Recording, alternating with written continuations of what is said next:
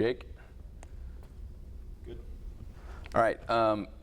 First thing I wanted to ask you about was, and I know you've talked about this before, but just the pride you have in representing your country, what that means to you, and how you feel about doing that. Well, I mean, it's just, I don't know. It's so much because, like, you go through, I guess, basically you go through all your life, all through school, and, you know, you learn about great things always happening, you know, great things happening for, you know, this country alone, you know, how it came to be, you know, all the struggles it had to go through. And, I don't know, there is a sense of pride, you know, the sense of pride of which, you know, where we are today and from where we've been. And I get to represent that every day, you know, as a wrestler, doing something that I love, and that's on top of that. And, you know, it's very prideful just to wear the colors, even, you know, and go out there and, you know, you're facing another guy from another country and they carrying that same pride, you know, and you just go head and head. And I don't know, it's an awesome feeling. And it's also knowing that you have, you know, everyone behind you and wanting you to do well, you know, and, you know, it's amazing and it's beautiful. And, I don't know, it's just a great honor. There's no words to describe the feeling of stepping out on the mat, you know, and knowing that, you know, you have an entire country of people, you know, saying, hey, we're with you, go do it, you know, and that's awesome. You recently had the opportunity to represent the country in a way at that event in Times Square, and to step on the mat and know all those things you were just talking about. What was that feeling in that environment like? I mean, it was awesome, you know, it is really awesome. And it was even more awesome just being able to, you know, not only know that, but physically see those people, you know. Like, you know, I went to Mongolia before, and, you know, yeah, I had my coaches with me, which was awesome and everything, but to actually be in an environment where you have maybe even people who don't even know the sport at all, you know, coming and just watching and just be like, oh, USA, you know, and like, and, you know, and hearing everyone chanting, you know, USA and, you know, go USA, that's awesome. And, you know, and, you know, and also makes it seem like this is something that's much bigger than me. You know, I've been told a lot on this journey that, well, it's about you now. Like, what do you want? What's this and everything? But really, it's bigger than me. You know, it's bigger than anything that I can do or anything like that. So I mean, you know, I got to say thank you to them. You know, they fuel you to go and do what you do. Like, it's just more fuel. Like, I'm a pretty self-motivated person, but to have that and have people on your, you know, on your support system and everything, and wanting good things for you, I mean, that's just awesome. Have you had a chance to put on that Team USA singlet yet? Not yet. I've put on variations of it, like, you know, but I haven't put on the USA singlet. But I look forward to it. I look forward to wearing it and, you know, performing, you know, to the highest of my ability. When you put on the colors of the country, what does that mean to you? It means a lot to me. You know, it's like I said, it's a whole, you know, history of events that have led to me being able to do what I do. You know, and just knowing that alone, that brings pride to me. And, you know, people want you to do well just because of the colors that you wear, just because you do represent this country. And like I said, that's awesome as well. But, you know, I really feel like the Olympics brings everyone together, not just from, you know, a, you know, USA standpoint, but a worldwide standpoint. It brings everyone together. And that to me is the most awesome. That's why I call it like the holy grail of wrestling.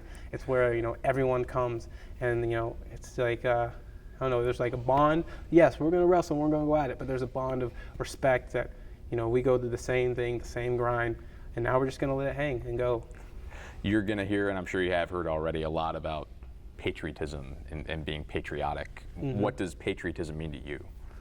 For me, patriotism, basically, I think for me personally, if I had to put it in my way of, I wouldn't even say how I wish, because I know some people vary from what I wish it means. And for me, it's being a good person and being a good citizen, no matter who's in front of you or what the situation is. You know, I think that to me is the biggest thing, is doing the right thing. And then, you know, and other people may be like, well, that's just being a good person, that's just being this or that. And I'm like, well, no, because I mean, the whole point of patriotism is to, like, you are doing something for the right reasons. You're doing something for the right cause, you know, and I think that should be a part of everyone's life at some point. So that to me is what it takes, you know, and representing what you believe in. I've gathered from you and the conversations we've had and other interviews I've seen you do that personal growth is a very important thing to you, and constantly moving forward. Over the course of the last year, how have you grown as a wrestler and a person, and what has perhaps motivated you? Well, I think I'm going to flip those. What's motivated me? It's quite easy. What motivates me is going out and I get to do something that I love to do on a bigger stage, and I've put aside looking at outcomes as that's what I'm looking for. I've put that aside. And I think that even goes into how I've become better as a wrestler, because without that mindset of the outcome doesn't tell me anything. I was telling Mike Ironman before Beat the Streets, he's my personal coach, I was telling him this. I told him, I will lose every match this summer if that means that I am getting better for the big one in Rio. I'll lose every match for the summer. I'll lose this match at Beat the Street. I don't care. Outcomes don't tell you if you're getting better. They never have. But if as long as I continue to evolve as a person, as a wrestler, then I'll know that I'm doing what I need to be doing. Because in the grand scheme, like if I win Beat the Streets, I win Germany, and I go to LA, and let's say I go undefeated for the World Cup or anything like that, but I didn't get better through any of that, and then I go to Rio and lose my first match and I'm out, then what was it? So I want to evolve as a person. I want to evolve to where it's not about the outcomes. It's about loving what you do and loving who you are, and knowing that afterwards you're still going to be the same person and loving your life and being who you are. It's like I'm a big advocate for how your life is off the mat is how it's going to be on the mat. And how I live my life off the mat is trying to love who I am, love what I'm doing, love the people around me, and know it's going to be the same after I get off the mat and when I step on. What inspires you? Oh, Baxter, why don't we go ahead and close that door so we make sure that we don't have any outside noise. Big picture every day, what inspires you? What inspires me? I probably have to say my religion inspires me. It inspires me to be a better man. It's a big thing for me. I as a Christian, and I've told this before in press conference that for a long time in my life, I knew the word and I spoke it and everything, but did I really live it? Did I really walk it? And that's something that I'm really trying to change in my life, and that inspires me every day. So every day I wake up and I pray, God, help me walk with you. Help me be more like you. And I may get the whole, well, you wear God on your sleeve. Well, I'm like, well, that's kind of something we're persecuted, isn't it? Like Christians are persecuted for not wearing God on their sleeve. We're persecuted for not being holy, So then when you tell me I'm wearing God on my sleeve, well, I think, well, then I'm doing it right, because you're not seeing me, you're seeing God, But I'm going to live that. If I believe in something so full-heartedly, so strongly, why shouldn't I try and live that life every day? Why shouldn't I try to walk that life every day, to be that? Why shouldn't I, speak out about it? Why shouldn't I be, open about it? And so that inspires me every day. It inspires me to go out and fight. There's so many times I read the word, and it's fulfilling. And I don't know, it's like nothing else on this earth. There's nothing that compares to it. How does your family tie into that? Because your family is very important to you also. Definitely, no, my family's a big part of it. I like I said, I prioritize. I'm always going to put that one first. That my religion's always going to be first. But my family, just the love and support. When I go around my family, except for my brother Dre. My brother Dre struggles with this, but I don't talk about wrestling. We just talk about me being me. I'm who I am. I'm your little brother, or I'm your youngest son, or you're my father. We just bond. It's just family time. It's playing music or talking about how your day was, and it's just being simple. And I think that's the biggest thing, is that my family's able to keep it very simple. Of you're Jaden, here. And when I go home, I don't have to be quote unquote the Jaden Cox. It's Jaden. How are you? It's just Jaden Cox. Jaden. Hey, my son. Hey. And it's just love. Music is very spiritual for a lot of people. I'd imagine it is for you. Music's a really big part of your life. Definitely. And also your family with, your mom and everything like that. What kind of a role does music play in your life? It's just the thing that kind of ties everything together. I don't know. I take it like it's the thing that just fills the empty space in the air. And it's just an awesome thing. And it's like, music for me is like I don't really look for like, oh, great songs. I usually look for like one moment in a song that just makes me just melt. Just like, oh, did you hear that? And I listen to everything.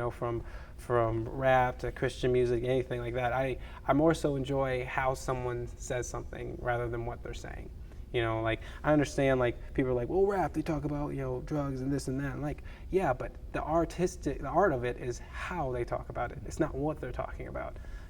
Everyone knows, like, if you don't want to be part of it, go, but listen to how he speaks of it or she speaks about it. Listen to everything about that. So, I mean, I look for things like that. I don't know, but it carries me through everything. Even when I don't have like an iPod or anything, I'm singing to myself something, whether I'm making up a song or I'm singing a song I know.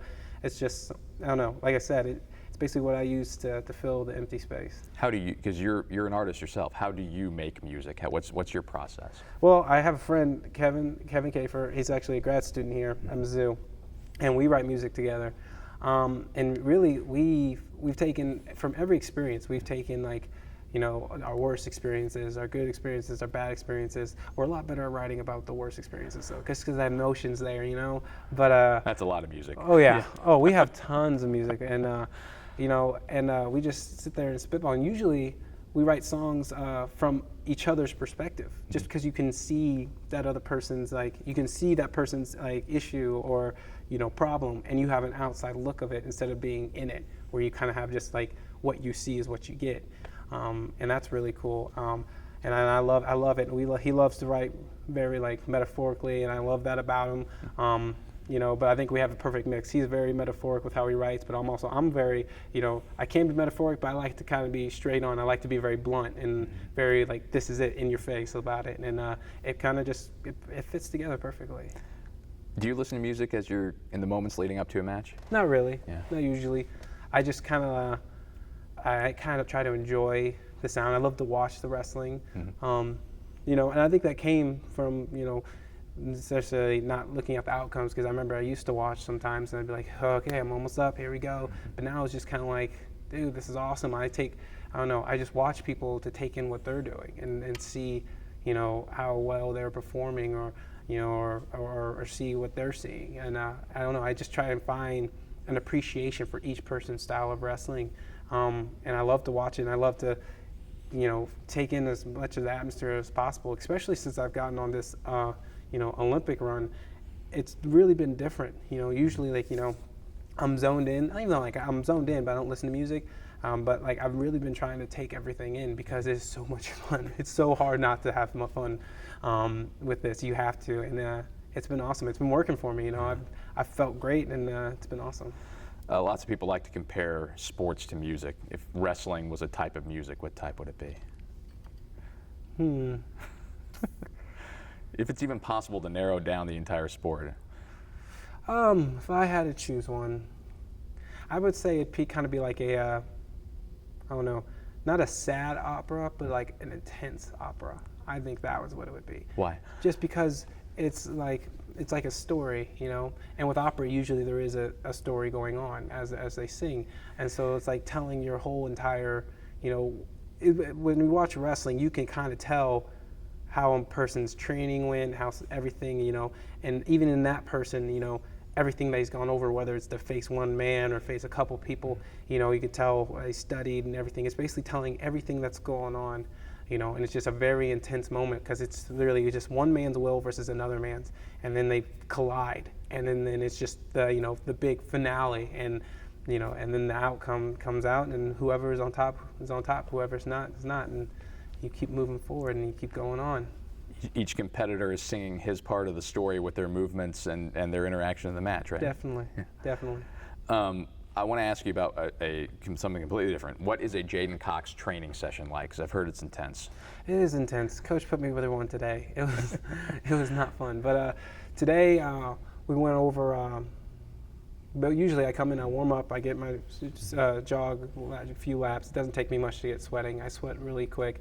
And then, I get a few shots in to loosen up. And then it's pretty much, a quick pace, getting 2 shots, getting 2 transitions. At least this is for the Olympic way. And, going hard like that. And then we'll go top bottom, and we'll work on parterre, and it's usually live from that. And then we'll go a whole live match, 2. We went 2 today, so 2 live matches. And then after that, it's biking, and you put these bikes. They're like, I don't know how to say, but you have different levels. So level 1, but he puts it on level 20, which is really hard. And then, and then he says you have to sprint for 1 minute. And you're pushing this thing for 1 minute. You get off the bike, you run sprints, and then right after that, you're doing 25 push-ups. And this is what we did today. And you do that for like 3 or 4 times. And that's what we did today. But they're pretty intense. I look to push myself every day in practice, and I like having Coach Smith or any coach really to put me through something and everything, and allow me to push myself. And I don't know. I talk to myself a lot too. Really? I say like when I'm getting tired and everything, I'm always and I'm like I feel like I can't get up and everything. I'm literally telling myself, I'll be like, get up, like I'm talking out loud. Get up, Jaden, get up. It's like. I don't know, it's like I'm becoming my own coach. Get up, run this sprint, you'll be okay, fall down later. So I don't know, it's just, I don't know, it just becomes a big part of that. And I think that plays to the mental factor. It's just, even though you're feeling one way, trick yourself into feeling something else. For you, why does training need to be that intense? Well, one, it prepares you to go deeper and deeper in the match. It prepares you. So, number one, not every match is going to go according to plan. You could be down, let's say you go out there and, oh crud, I got taken down and turned twice. Well, now I'm down 6-0, Well, now I have to be smart, but I can't sit back as much. This guy doesn't have to do anything. He really just has to take advantage of what I do. So I got to be smart, but I also have to be ready to go and get going. On top of that, also, maybe sometimes you need to push the pace. You need to get it revved up. You have to do those things. And, it's a good thing to have in the back of your pocket, especially like going in folk style where the match could be almost, 30, 20 minutes long. It could be, so you need to be able to go deeper and deeper and deeper within the match. And I think that's really important to, really train your lungs to be ready to, go and go and go and go.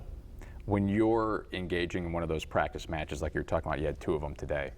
What are your goals? Are you going full 100% intensity like an actual match? Probably not, but I'm also, like a big thing today that I was really working on was transitioning from taking someone down into getting a turn. And that was the big thing I was looking at today. So I always look to find something specifically to get better. Like I'm not going to change my wrestling style up. No, don't do that. But when you see that opportunity come, take it, And plus, really here you shouldn't be wrestling 100% your best anyway, because you should be wrestling, yes, to improve, but also to learn. So I'm looking to, I got caught here and I'm in this position. Well, how are we going to wrestle out of this? And then you learn from there. Like with Willie a couple weeks ago, Willie Miklas I was training with, and I was working with, an outside leg attack to his right side, which is a side I don't usually attack that much. And that's something that I was looking for the whole time. And I was getting caught, I was getting put down, I was getting taken down. But the whole point of it was to learn from it, to gain intelligence about it, to gain I guess confidence in it, and get it to the point where now it's a weapon. Now that's a weapon. I can use it. Why? Because I failed so many times to improve. Every single time you try it and it doesn't work, that's you learning a scenario where that won't work and leads you closer to the scenario where it will work, right? Right. Yeah. But I don't believe that anything. People say like you have to fail, and I'm not saying this. People think like, oh, he's saying you have to fail in order to succeed. I'm not saying that at all. Right. That's not what I'm saying. Because you can people like you take more from losses than wins, and I'm like that's not true. That's not necessarily true. Right. All right. You can take your wins. The outcome, like I said, outcomes don't matter. It's what you take from each match that matters. I can win a match, all right, but I have to be able to take what I need to work on. Just because you win doesn't mean it was right, all right? Yeah. People have won many matches and then it looks terrible, and it's just like, all right, we need to go back in the room, we need to talk about this, and we're gonna get better. You can do that. It doesn't matter whether you win or lose, it's what you take from it. Yeah. I know you're physically exhausted when you get done with one of these training sessions, but mentally, when you're walking away from a day like today, how do you feel? I feel great. I almost feel like, oh, we need to get to the competition right now. But no, I feel great. I feel wonderful. It almost makes you think that.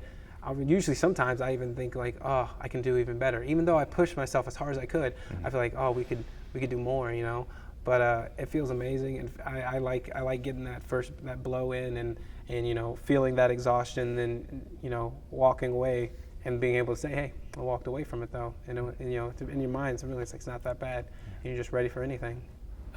You're training with Jaden Ironman a lot, right? Jaden Ironman, yeah. I go out, so I wrestle here once, and then I'll go out to Mike Ironman's place, and I'll train with Jaden and Willie out there.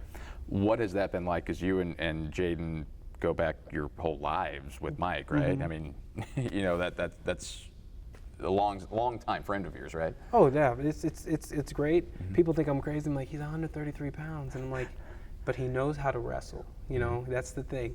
You know, so what if he's small? He knows how to wrestle. You know, and that's a factor. You know, size doesn't really matter. Whatever. Yes, I'm stronger than he is. There's a debate about who's faster. We're still trying to figure it out. We don't know how that's going, but I can tell you this. He gives me more of a challenge than some other guys do. You know, just because he's so smart up here, he's so smart with what he does with his body, and he's so elusive, and you know, he gets it. You know, it's a guy that, you know, if he were my weight, he would definitely give me fits. Definitely would give me fits. What does that enable you to work on? How is that helping you going? Because you've got probably, what, 50 pounds on him? Probably around 50. Yeah. Yeah. But how does that help you to go against a guy who is smaller than you? Where are you maybe improving that if you wouldn't perhaps be improving as much if you were taking on someone your size? Well, one, it forces me to forget about muscle. It forces me to forget about, all right, well, obviously, I can out-muscle this guy. You know, he's 133 pounds. If I can't out-muscle him, I got to quit. I got to go to something else, all right? But, you know, it makes me have to focus more on setting up. It makes me have to focus more on quickness and working on my speed and agility, working on using those weapons instead of just being like, well, I'm just going to be really strong here and I'm going to be the biggest guy. You know, people want to be like, oh, he's really big, but you know, he's really big and he's really athletic. But you know, it's not only because, you know, yes, I've been blessed with abilities, but it's also because I work on that. I don't look to just be like, I'm going to be the brute guy with the brute strength and I'm going to be the strongest guy ever. But I am going to be the guy who's going to work on every aspect of myself to make me a whole, a whole, I guess, full-rounded wrestler. You know, a whole wrestler, and he really helps me from that aspect. Plus, he thinks outside the box, so he's not going to react or do things that people probably, you know, do in this country. You know, he's able to give me a look that I might see somewhere else. It was something I've never seen before, but something I should be prepared for. And then, you know, and that's a big help too. How far back do you two go? We go back, so let me see. I was wrestling with CWC when he wrestled for Rockbridge. And I didn't really know him, but I had seen him around. And then Mike was holding practices up here at Mizzou on Sundays. Now, every Sunday he would hold a practice, and then we came up and me and Mike started talking then. And then I was 9, and so what? Jaden is 2 years behind me. I think so. So, you know, he was 7 then, and we joined Mike's wrestling club, and we've been great friends. We traveled all over the nation with each other, and we've been best friends forever. You know, he's a really cool dude. You know, he's a little different. But you know, that's what I like. You got to talk to him. You know, you have to talk to him and understand what he means and really get into his mind. You know, people will talk to any wrestler and they'll be like, okay, that guy's kind of out there and everything. But if you take time to understand it, you know, you'll be like, whoa, he knew what he was talking about. You know, and so that's what Jaden does. Is there anybody who knows you on the mat better than him? I mean, I'd imagine you guys have thousands of reps with one another. Definitely. That's a hard one. Yeah. Just because, like, you know, I've been in here for like the past 3 years, and there are some guys that have caught on to things, but they haven't caught on to everything. You know, I'd probably say yes, he probably knows me better than anybody else on the mat, just because, like, it makes me have to go even further. So with these guys, you know, the guys that know me but don't know me as well as he does, it's like, okay, well, you stop this. Well, now I have a whole nother list of things you're going to have to learn to stop. You know, with Jaden, it's just like, I got to pull something out of the bag. We're going to have to, you know, it makes me, like those guys, I go to other things on my list that I already have. Jaden makes me have to create things. You know, he makes me have to think more, have to, you know, I don't know, evolve. Have you guys, are you two both the only 4-time undefeated high school wrestlers in the history of the state, or have there been others? He's the only. Okay. You know, I think there's 2 of them that have gone undefeated completely. Right. Those are the only 2. I was only a 4-timer that did it in 4 different weights. Right. And I think he did it too as well. And so he's outdone me there. Everything's a competition with him. All right.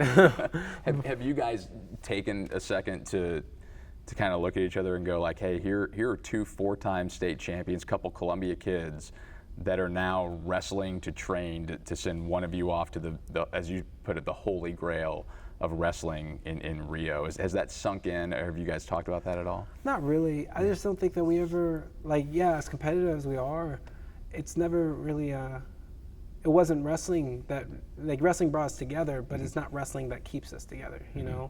It's just that, you know, I truly care for him as a person, and he truly cares about me as a person. So when it comes to wrestling, like, yeah, we'll talk about it. I'll be like, oh, we should have done this, or we need to get better at this, or you need to get better at this, you need to get better at this, and like, we'll talk about stuff. But for the most part, it's mostly just a brotherhood. It's a friendship and a bond that, you know, that no one else will understand, and I, you know, hopefully other people get to experience, you know.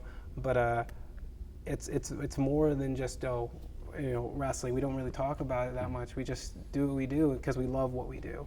You know, it's not, there's no need to talk about it. There's no need to be like, oh, we're doing this, it's so amazing. Like, we know it's amazing. We're just going to love it and enjoy it. It sounds to me like, whereas other people might walk into that room in Fulton and see a knockdown, drag-out workout, you and Jaden are cherishing this on kind of another level. Would that be accurate to say? Yeah, you know, he's always got my back. You know, he's always had my back. You know, I could always count on it. You know, I could always count on him being the guy he's going to be there. You know, he's going to be good. He's, you know, whether he's going to be there physically, he's going to be there in spirit.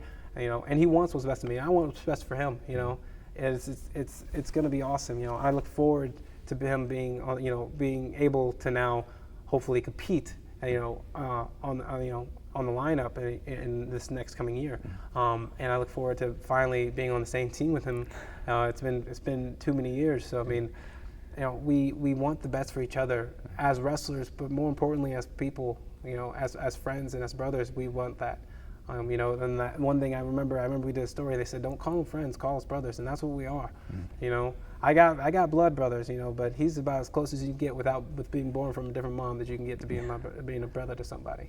4 years from now, do you see him in your position? I see him being better than within my position. I hope so. You know, I want him to. You know, that's why, you know, when I talk about, you know, I want to see, you know, evolution of the sport. I want to see people evolving. I want to see things I've never seen. You know, I hope that I see him doing things that are even better, because, you know, he's still coming up. Like, I'm passing through right now. You know, I'm on my junior year here at Mizzou. My time at Mizzou is almost up. You know, my time as a wrestler, we don't know how much longer that'll be. You know, I don't know. Anything could happen. I could, but you're young. You got it. So you're blessed with time. You're blessed with the ability to learn and take in and evolve. And, you know, I think hopefully that I can pass the torch of, you know, talking about the younger generation of kids and college wrestlers and high school wrestlers. Hopefully I can pass that torch to him, so that he can maybe even be, you know, the person that leads that, to where people are like, wow, you know, that's awesome.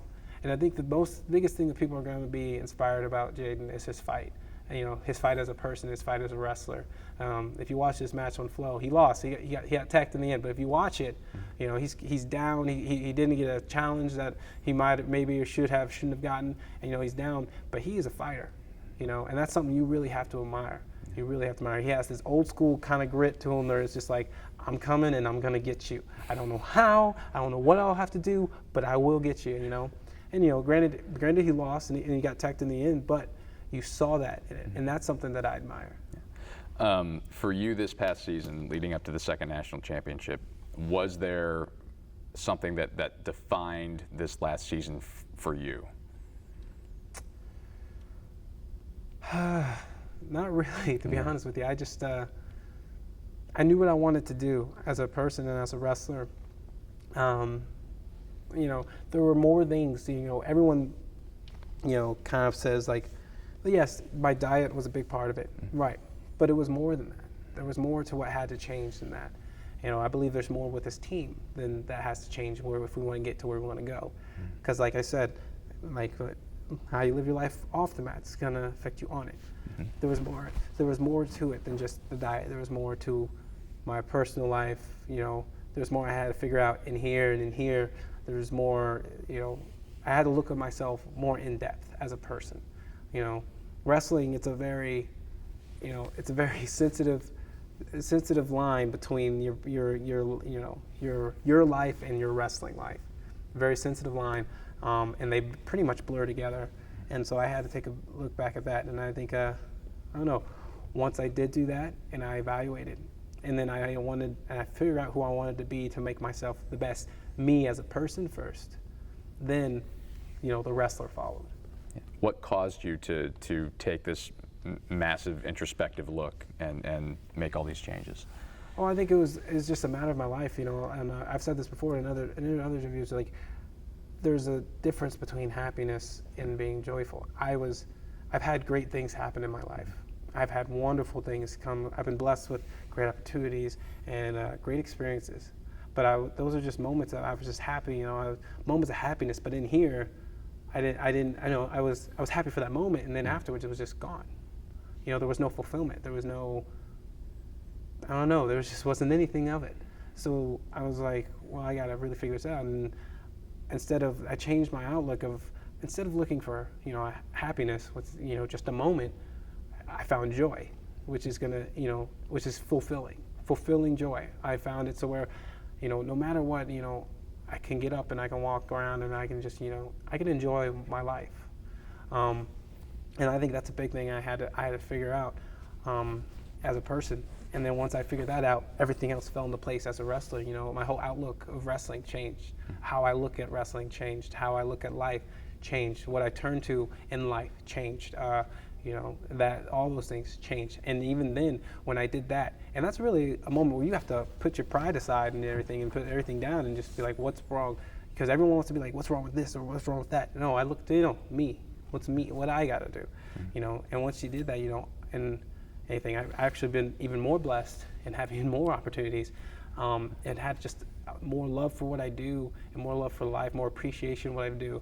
And now I find that joy. I find that joy in not even the outcome of wrestling, but just being able to wrestle. And that to me is awesome.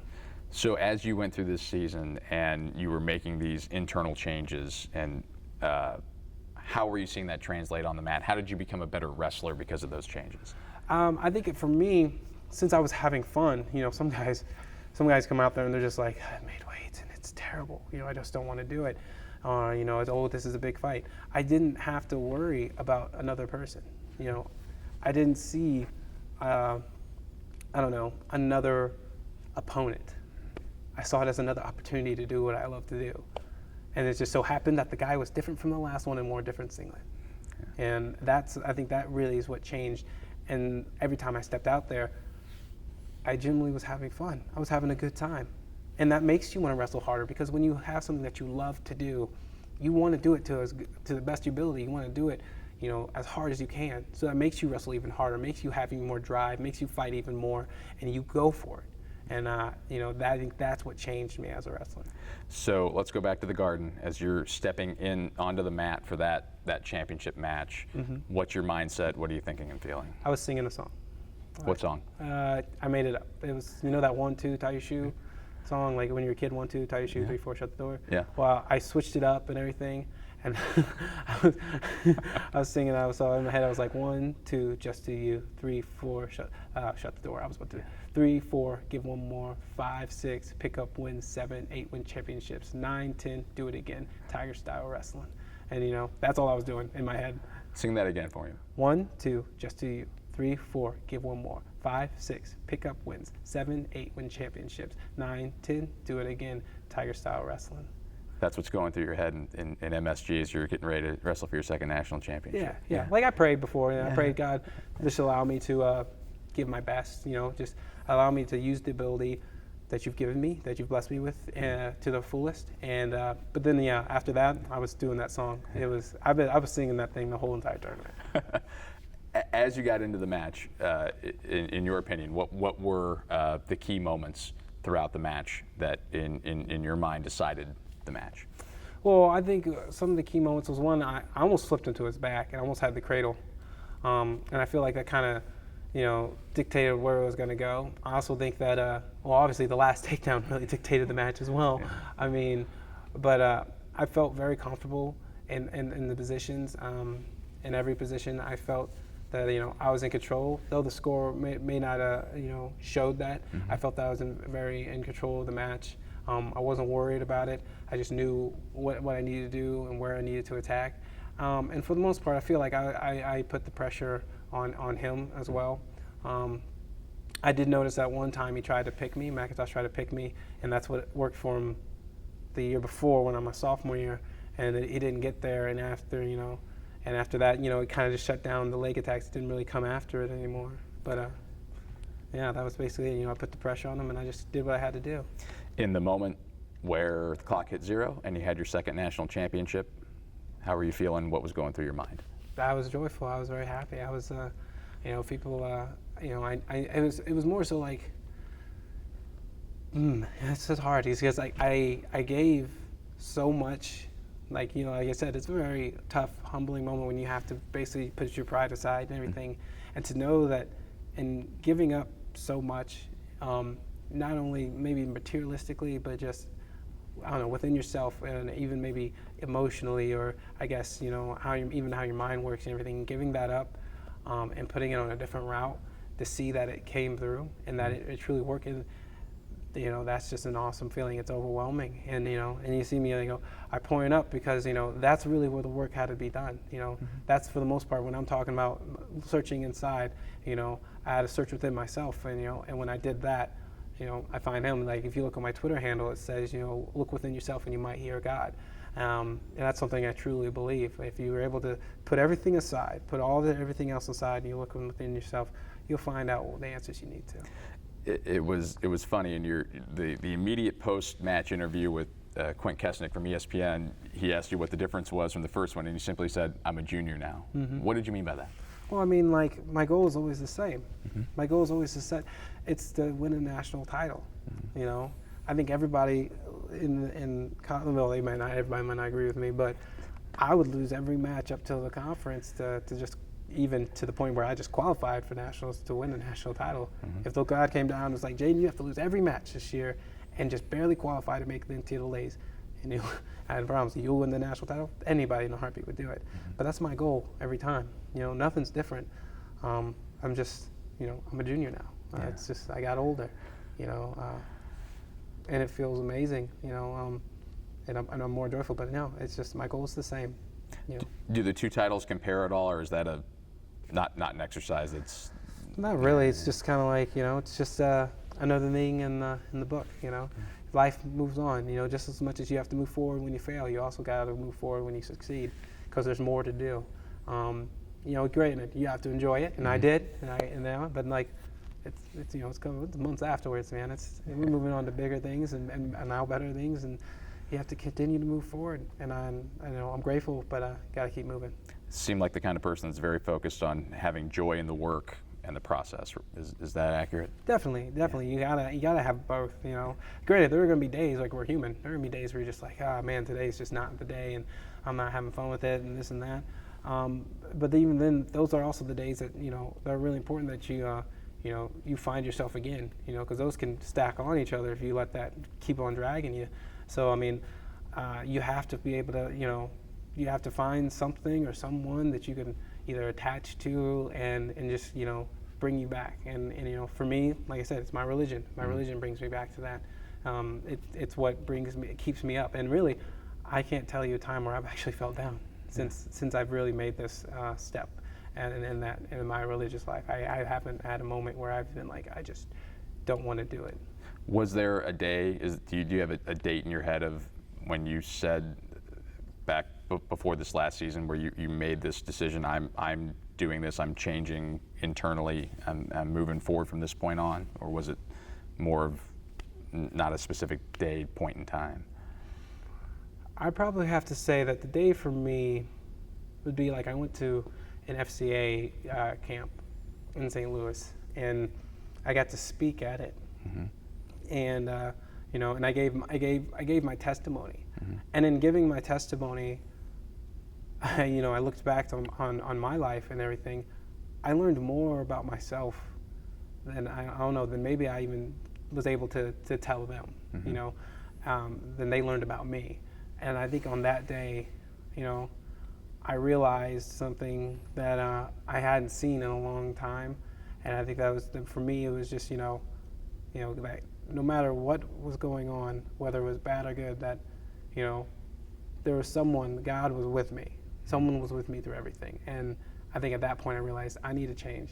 You know, I have to make this choice on my own. And that's what I did, and I figured it out. And I figured out, you know, that I'm not alone, and then I figured out that, you know, I'm never alone. When was that, last summer? This was just, I think it was just this past summer, if I remember correctly, because I remember this, and I remember thinking this, and I was just like, I remember this feeling, I was just like, and I'm talking, and I'm thinking this while I'm talking to him, like I'm talking to him about it, and I'm giving my testimony, and, you know, in my head I'm just like, wow, you know, whoa. You know, so it's almost like it hit me. And I hope it hit them the same way, you know, I hope what I was saying was hitting them the way that I was getting hit right there, you know. I hope that, you know, but, you know, it was just, I don't know, it was a moment that it was kind of like, it had me step back a little bit and, you know, to talk about, you know, your life out loud, and then you just kind of, you're thinking about everything, and you're just like, whoa. Let me make sure I didn't forget anything. Parker, why don't you grab that laptop? And I think we're going to have you just kind of real quick watch a couple portions of the match. I think we hit on just about everything that we were hoping to talk about. One more thing. So I think your mom has sung the anthem at Mizzou sporting events more than anybody else that I can imagine. You've sung the anthem at Mizzou sporting events. Right. Is that a special connection you and your mom share? I mean, between singing the national anthem, she gets mad at me because I usually steal something that she does. What's that? Well, she like, you know, she does a real big build towards the end of the song and everything, and I sing it. If you ever play them side by side, you'll see it's not the same range, but it's the same. It's like the same progression of the song. And she's like, find your own way to sing it, and I'm just like, nah, because I like yours better, and so does everybody else. So you know, I mean, it's cool. But we're actually, I was supposed to speak at a church event tomorrow, actually, and we're singing a song together. It's a song that I wrote called Routine, and so I mean, it's music in general, something that me and my mom share a lot. Granted, she can't stay up as late to play it as I can, but we both love it. Parker, you want to? So what we're trying to do, and of course, with college athletics, you have to go through all kinds of paperwork and licensing and whatnot. We have every single day or every single year in the summer, each school gets their own full 24-hour day to program the SEC network with whatever they want. So what we're trying to do is get your championship match from this last year licensed through the NCAA so we can show it. The thing being, of course, as you know, it's like 12 minutes door to door from like the very beginning to the very end, which is not a full half hour. So we have to put things in 30 and 60-minute blocks. So we're going to take portions of this interview, and I'll do a couple introductions and that kind of stuff, and build a whole show, like a whole half-hour show out of your match. Okay, cool. Because obviously, What's huge he event. watching it on? Flo has it. No, we kept the ESPN broadcast. Right. Oh, cool. Yeah. So we'll just go ahead and cue it up here. New York, man. It's a beautiful place at night. During the day, I'll stay in my hotel room, but after that, I'll go out and watch. So just go ahead there.